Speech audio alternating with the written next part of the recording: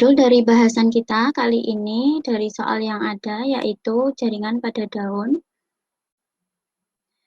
Dengan kalimat soal yang berbunyi struktur daun yang sebagai tempat pembentukan makanan dan pertukaran udara adalah A. Palisade dan stomata, B. Spons dan epidermis, C. Palisade dan xilem, D.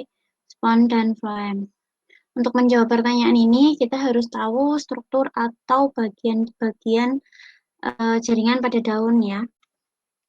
Di sini saya gambarkan jaringan pada daun kurang lebih seperti ini.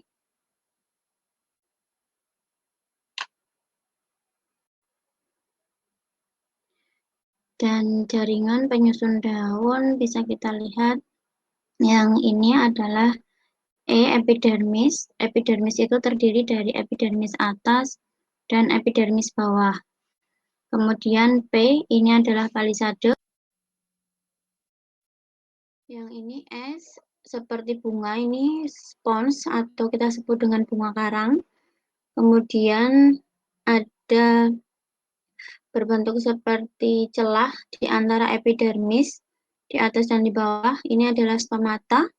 Kemudian di sini di tengah-tengah bunga karang ada jaringan pengangkut yang terdiri dari xilem dan phloem. Jaringan pada daun bisa kita jelaskan setelah kita melihat gambar.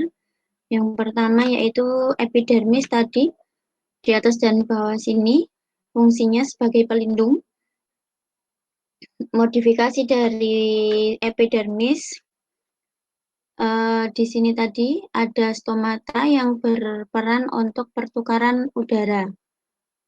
Dan jaringan daun yang kedua adalah jaringan mesofil yang disebut juga sebagai daging daun.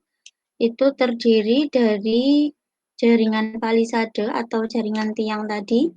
Di situ terdapat banyak klorofil sehingga menjadi tempat terjadinya proses fotosintesis. Yang kedua, jaringan mesofil disusun oleh jaringan spons atau bunga karang, masih sebagai tempat fotosintesis, namun klorofilnya lebih sedikit dibandingkan dengan jaringan tiang.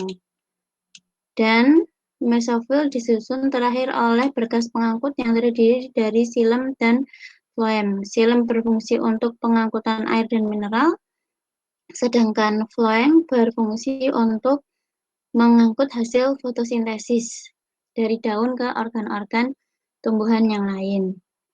Sehingga bisa kita jawab dari pertanyaan tadi yaitu struktur daun yang berfungsi sebagai tempat pembuatan makanan, fotosintesis berarti ya, dan pertukaran udara adalah jaringan palisade dan stomata.